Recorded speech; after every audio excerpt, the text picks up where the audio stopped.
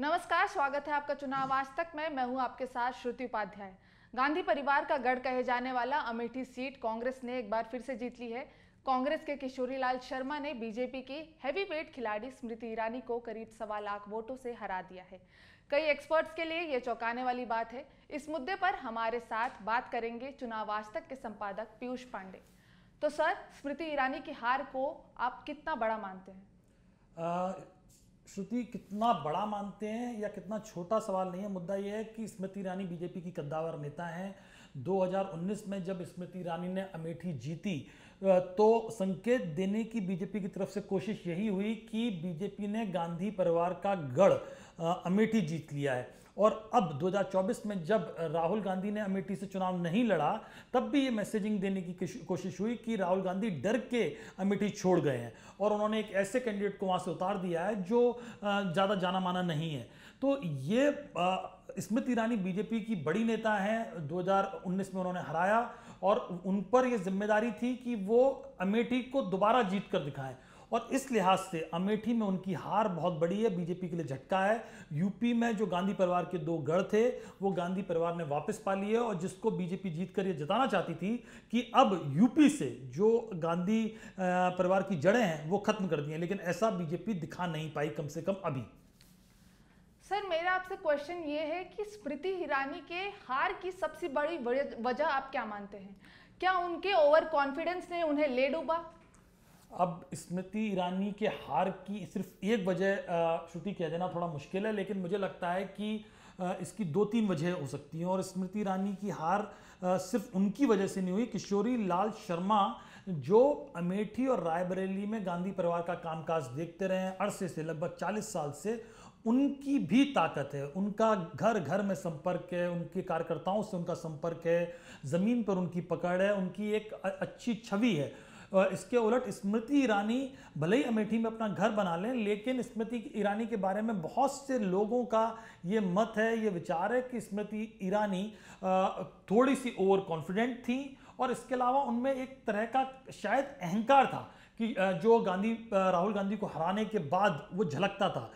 कुछ कार्यकर्ताओं का अमेठी में ये भी कहना था कि वो उस तरह से नहीं मिलती जिस तरह से उन्हें मिलना चाहिए। और उसके उलट किशोरीलाल शर्मा जमीन से जुड़े हुए नेता थे। और इसके अलावा प्रियंका गांधी जिस तरह से 12 दिन तक लगातार अमेठी और रायबरेली में रुकी और जिस तरह से उन्होंने कैंपेन किया, जिस तरह से राहुल गांधी ने कैंपेन किया, मुझे याद है कि किशोरीलाल शर्मा की एक रैली में राहुल गांधी पहुंचे और उन्होंने कहा कि ये हमारे परिवार के सदस्य हैं, आप इनको जिताइए और इनको भारी मतों से जिताइए। और राहुल गांधी ने एक भावुक अपील करी। और कहीं ना कहीं अमेठी गांधी परिवार का गढ़ यूं ही नहीं कहा जाता। 1980 के दशक से गांधी परिवार अमेठी में अपनी जड़ें जमाए है।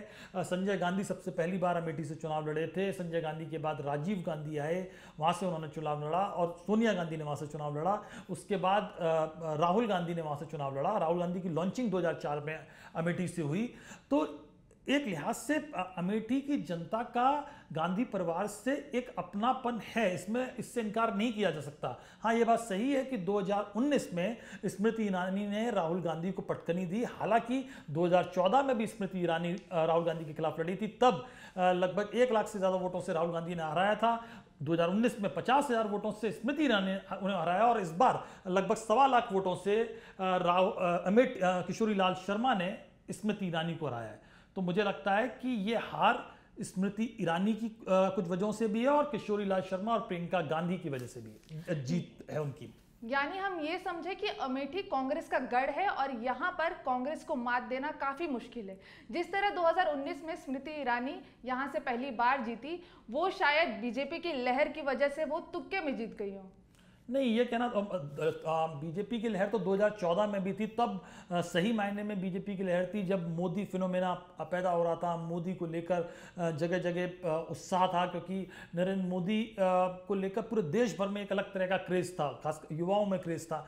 उस वक्त भी 2014 में स्मृति ईरानी अमेठी से नहीं जीत पाई। वो लगभग 1 लाख वोटों से राहुल गांधी से हार गई। लेकिन स्मृति ईरानी की उस वक्त काबिलियत ये थी, ताकत ये थी कि स्मृति ईरानी ने अमेठी को छोड़ा नहीं। स्मृति ईरानी अमेठी में लगातार जाती रहीं, कैंपिंग करती रहीं, वहाँ लोगों से मिलती रहीं और उन्होंने एक अपनी इमेज बनाने की कोशिश करी कि वो अमेठी हारने के बावजूद अमेठी को भूली नहीं है और सिर्फ उनकी हेलीकॉप्टर लैंडिंग अमेठी में नहीं हुई है, वो अमेठी के लोगों का दुख दर्द समझती हैं और वहाँ काम करना चाहती हैं। और शायद ये मैसेजिंग लोगों को उनसे कनेक्ट करा गई 2019 में। और उस वक्त एक वजह यह भी थी कि कांग्रेस जिस तरह से 2014 में कांग्रेस ने परफॉर्मेंस दिया था, वो केवल देश भर में 44 सीटों पर सिमट गई थी और यूपी में भी सिर्फ 2 ही सीटें जहाँ तक मुझे याद है जीत पाई थी। तो लोगों के मन में एक सवाल ये भी था कि क्या कांग्रेस का कोई भविष्य है। 2019 में ये सवाल भी आने लगा था और 2019 आते तक मोदी की जीत के और बड़ी संभावनाओं पर देखा जाने लगा था और ऐसा हुआ भी था। 2019 में नरेंद्र मोदी की सरकार ने 303 सीटें अपने बूते जीती थी, तो शायद उसकी वजह यह भी थी। लेकिन स्मृति ईरानी 2024 में उस कनेक्ट को दोबारा भुना नहीं पाई, उस कनेक्ट से चूक गई और प्रियंका, राहुल, सोनिया, उनकी जो वहाँ के लोगों से एक जुड़ाव है वो इस बार दिखा और किशोरी लाल शर्मा ने उस भावनात्मक जुड़ाव को अपनी मेहनत, अपने पुराने संबंधों और अपने एक लीगेसी के बूते उसको जीत के दिखा दिया। अमेठी में कांग्रेस की जीत के पीछे सबसे बड़ी वजह किशोरी लाल शर्मा है या स्मृति ईरानी वर्सेस अगर राहुल हुआ होता तो क्या आपको लगता है कि स्मृति तब भी वहां से जीत पाती या हार पाती? क्या होता उसके पीछे वजह?